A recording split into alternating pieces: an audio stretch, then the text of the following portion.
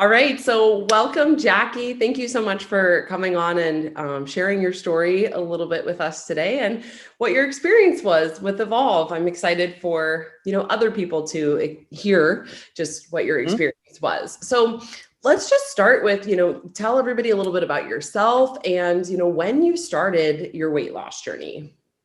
Okay. So I'm 54 years old and I spent 25 years in the fire service. So of course, fitness, being fit has always been part of my life. I played sports growing up as a kid. So of course, fitness there.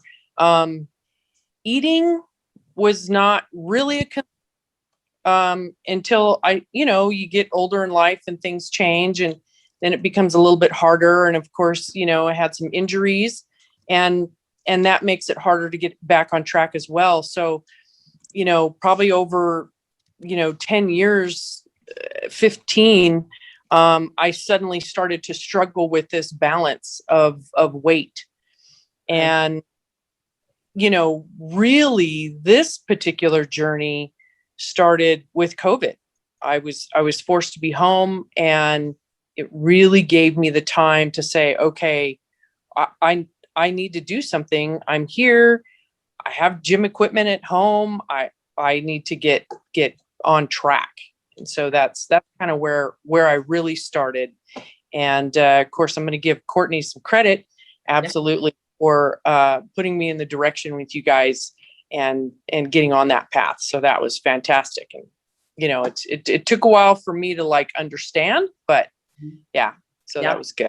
Yeah, because before starting with us, I know that you listened to the podcast for a while. Prior to that, you had been under eating for long periods of time, and Courtney had been trying to tell you you need to eat more than 1,200, 1,300 calories. And I will give a shout out to Mind Pump too, because I know you listen to them and love their podcast as well. And so coming to us, you had reversed up, gotten to a place where you were still maintaining eating 2,000, 2,200 calories, which was awesome. But, in turn, we were kind of seeing some resistance, to the weight loss. So talk to us a little bit about that and just what some of your biggest struggles were, mentally, emotionally, kind of going through that journey. And obviously, you mentioned already kind of a little bit of that resistance.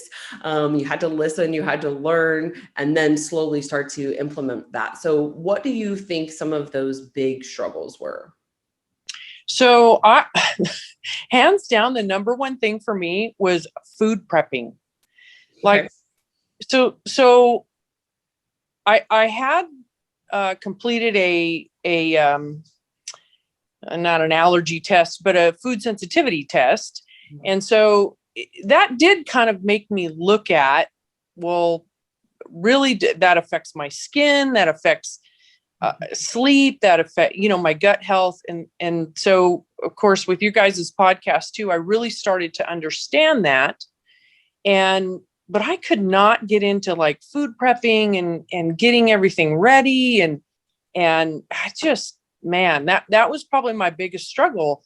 And if you can do that, man, you set yourself up for at least success nutritionally.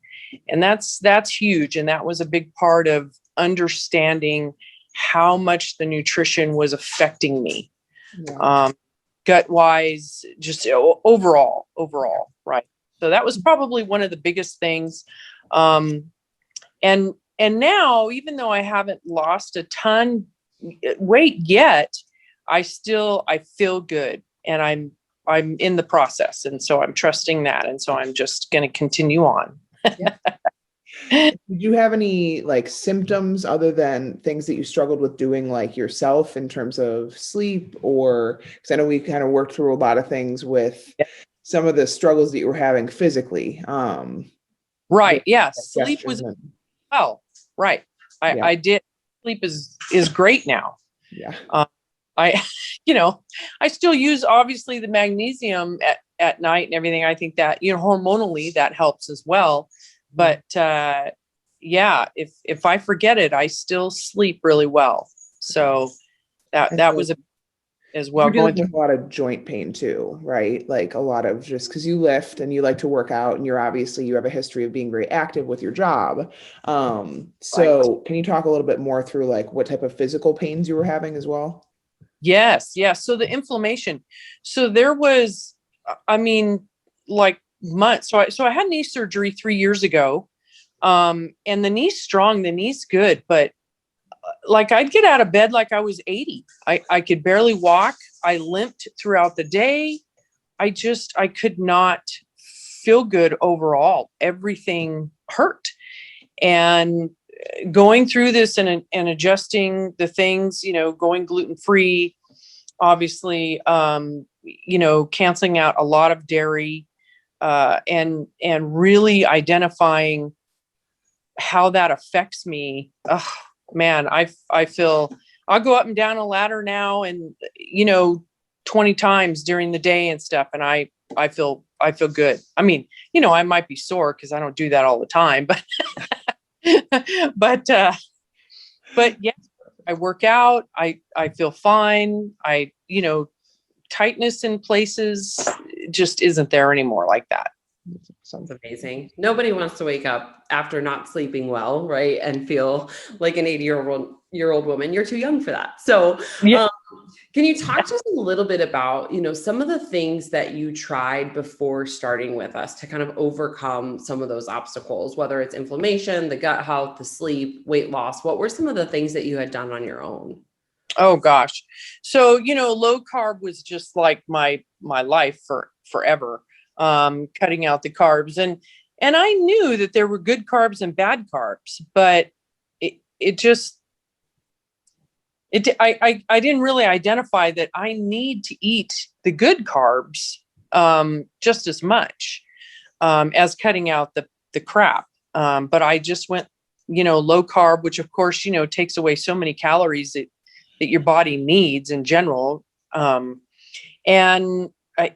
fasting. I did fasting for a long time, which actually wasn't bad. I worked out in the morning, fasted, and I felt fine. But then again, I'm not getting the calories in that my body really needs, the good calories throughout the day.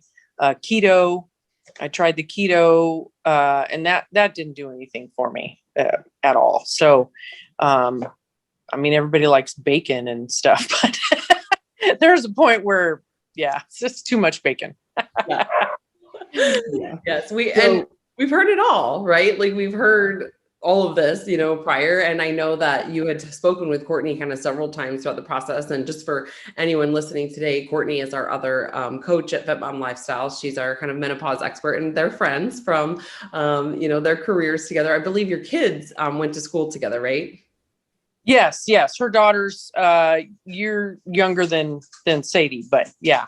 So I know you'd, spoken with her and then tried a lot of these things. So what motivated you to start with us? And I guess more importantly, like what made us, Becca and Liz or FitMom Lifestyle, stick out in comparison to other programs that you might have been looking at? Well, to me, it makes a big difference when you're a woman and you can understand the hormones that we go through, the lifestyle changes that you go through with kids or without kids, just that process through life. And you guys have been through so much. Becca did CrossFit too, which I have a lot of friends that did CrossFit. Or still do. And so, I kind of identified with everything that you guys had gone through and understanding that, you did the research and you'd look into it and it wasn't like a browbeating. I mean, we laughed and we go through the process and it was just very easygoing, very comfortable. Because some people can really either make you feel guilty or and there's a such thing as tough love. I'm all about, being honest and upfront and tell me what I got to do. But certainly you guys definitely just make it an easy process. And I really identified with your history and how you operated as far as trying to get women, where they need to be. Yeah, so yeah. absolutely. It's different with every client, and I think every client has a different way that they respond to in terms of coaching and, emotional support. And I think it also matters like where in your journey you are. You've been through a lot, and I think your past definitely makes you like, you got tough skin. You realize that things take time. You realize you have to be patient, and hard work is needed for things. And so I think that has all catered very well to your journey. Because, I actually read something the other day that said like extremes are easy. Doing the extremes is easy. Doing the hard work day in and day out is the hard stuff.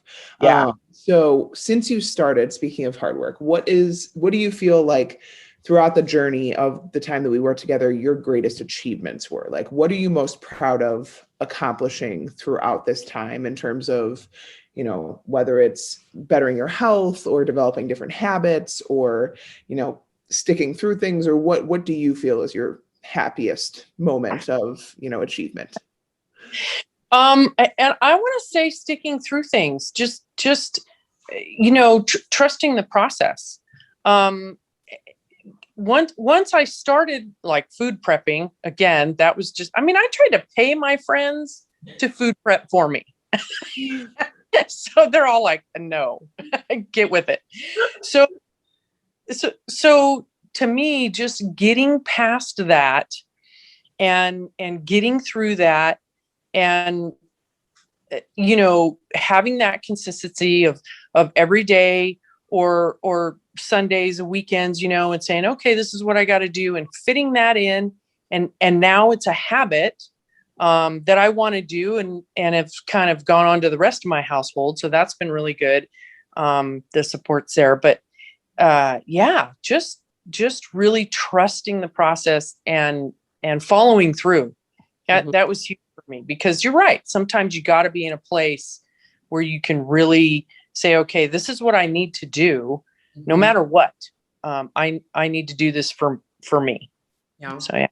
Yeah. And we took you through some pretty tough protocols, in terms of gut health, the liver reboot that we did, improving just lab markers and kind of identifying some insulin resistance and some poor detoxification abilities. And, a lot of people see these 10-day or 5-day detox things, right? But with our protocols, we're actually going through the whole detoxification process. And it's tough. I did it alongside you, and I know that it wasn't easy to do, especially in the last 2 weeks when we're sweating every day and really getting, low in the intake after we've been higher in the intake and stuff like that. And you did fabulous. You 100% followed through, trusted the process. And it wasn't, about the weight at that point in time, which you understood. It's like, this is helping my body and my longevity, for my long-term health so that I can feel better. And coming out of that on the other side is where we saw a lot of improvement with your sleep, a lot of improvement with the joints, not having those aches and pains anymore.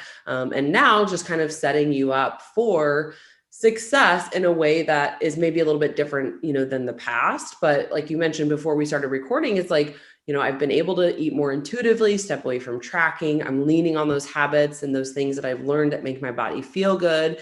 And I think that is very important, especially leaving any program. We always talk about like the diet after the diet, right? Going through a period where, you do kind of relax a little bit on, tracking everything, and you really focus on that food quality, what makes you feel good, and following some of those boundaries and those limitations that we work to set in place around eating out or fun foods or treats or things like that. And so I know without a doubt, like when you're ready to dive back into kind of that fat loss cut phase, you're going to see, even more results. I think, throughout the 6 months, 6-7 pounds, some inches that were lost, but more importantly, is just that health and, allowing the body to function better so that you can feel good day to day. Because I was talking with another client of mine this morning, like, even when weight loss is, slow, or you feel like it's resistant, this is where we look to other things. Like you mentioned, you're climbing the ladder, you're, moving in ways that you weren't able to do before. You're getting stronger, and all of those things are really, really important. I think sometimes we just get so caught up on the scale number that we forget how many non-scale victories we've had. Yeah. Right. That's absolutely true. I mean, I used to hate walking the dog just because my ankles hurt.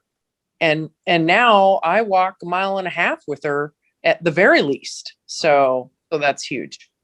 It's just a quality of life is what we think about, like health has to be there, because the weight will always come. It will always come in ebbs and flows. But like, I think we very much so underestimate the impact of just having a better quality of life, just not being in pain all the time, being able to sleep through the night, not having brain fog, not having mood swings, all of those things. And being able to do things Right. like walk your dog for however long you want, or work out with your daughter, and lift like her. And so, what would you say your favorite part of the process was of working with us? So like, if you could summarize the experience and what your favorite part of working with Liz and I and Evolve, what would that be for you?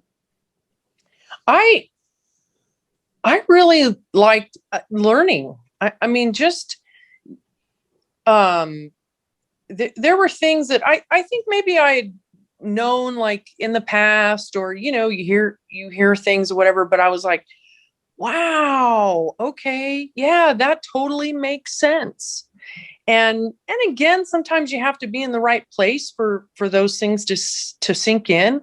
But you guys really do your research, and you just cover so many topics, and I just learned so much, and I really enjoyed that because so many things just hit home. And you guys like laugh and have fun and are super supportive, and that's really helpful in the journey to help people keep on track. So I enjoyed all that. Good. I'm glad. That's so nice. We try to be, because we get it. Like Liz and I have been through really hard journeys with our own health. We know that support is necessary to get through those things. It's really hard to do it alone. And we like to have fun. We don't like being stale. And so we try to enjoy the time that we have with our clients, because we do not want our clients to dread the time that we have to talk to them every week or every other week. We want it to be, the favorite part of the week where they feel heard and they enjoy the conversation and they learn things. Yeah. And it's just a positive experience. That's, as positive as it can be, improving your health. So, if you were to recommend coaching to, like, say, your best friend, what would you say to them if they were on the fence about potentially getting into coaching? So this is kind of a funny question when I read that, because my best friend, Anne, she has some other personal stuff going on right now, but she's one who does CrossFit. She's had some injuries and she's really in good shape, but she had kind of hired somebody right before COVID, and she's not getting any of the attention to detail that you guys do. And I told her, I said, not only are they super supportive and you text them about something and they're very responsive, and even after ending my journey, you guys, oh yeah, let us know what your labs when they come back, and those kind of things, keep in touch. And I said that just the responsiveness and the attention to detail from you guys is huge. I don't feel like a lot of other trainers, would just are there like that, like you are. I mean, it's important to you guys, and that's probably huge. So, I think probably within the next year, she may go down that road, but, cause she really enjoys, I've got her listen to the podcast now, and, a couple of the Facebook lives. I think she's, popped in when she can or watched them afterwards. But yeah, I think she's definitely, going to be there. Well, thank you. Thank you for referring her.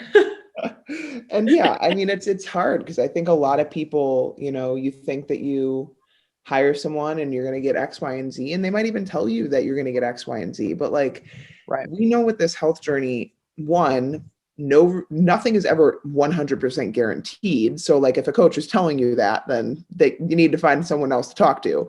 Right. But two, just the experience and the knowledge around female health and how different that is from, male health, and how different every female is with their history, with their training, with their symptoms. Like it has to be attention to detail. It can't be, a template. It can't be just eat this many calories. And if that doesn't work, cut your calories and then cut it more. It's like, you have to look at the body as a whole. You have to look at the person as a whole, and you have to treat the person, not the symptoms or not the disease or not, whatever it might be going on. You have to always treat the person. And so I appreciate, you referring us to friends. We always appreciate that, and spread the good word of, the food code and what we preach, because that is how we live. We want this to be holistic. We want this to be realistic and sustainable for people. And we do care about our clients, obviously.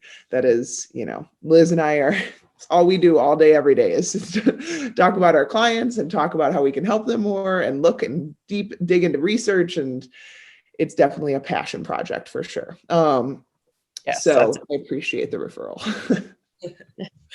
So the last question that I want to ask, because I know that it can be scary starting any program. What would you say to like new clients or new members? Like just a word of advice. I know you've mentioned throughout, just our time today is like trusting the process and things like that. But what would your advice be to them as they start into Evolve? And I would say that they have to be able to listen. I mean, trust this process is a big part of that as well. But if this is truly what they want for their journey, then they have to follow the protocols and enjoy it. Enjoy the life change, because I think sometimes people go into it and they're frustrated and I'm going to do this. And they don't really have, the right mindset. Mindset's huge, obviously. So, trust the process as far as just being positive and saying, yeah, this is what I want to do. This is where I'm going to go with it. And these gals will absolutely get you there, but you have to have that mindset. Mm-hmm. So that's probably what I would tell them, have the mindset and let them guide you. I love that. Yeah. Mindset is great advice. Very, very good advice. Yes. Cause we know, and we've been talking about this a little bit in the Evolve group the last couple of weeks, is like, we know that when we start to make changes, we face resistance, we face resistance, whether it's internal or external. There's always some sort of resistance, and, leaning into the process and being, communicative is important, and kind of embracing these changes. So I love that you mentioned that. So thank you so much for coming on and sharing your story today. We so appreciate it. And yes, as we've said 18 times before, please keep us posted in how you're doing, how things are going. And of course, when you get the new labs, we'll be happy to take a peek at those too. Okay. All right. Thank you. I appreciate it. Thank you guys for everything.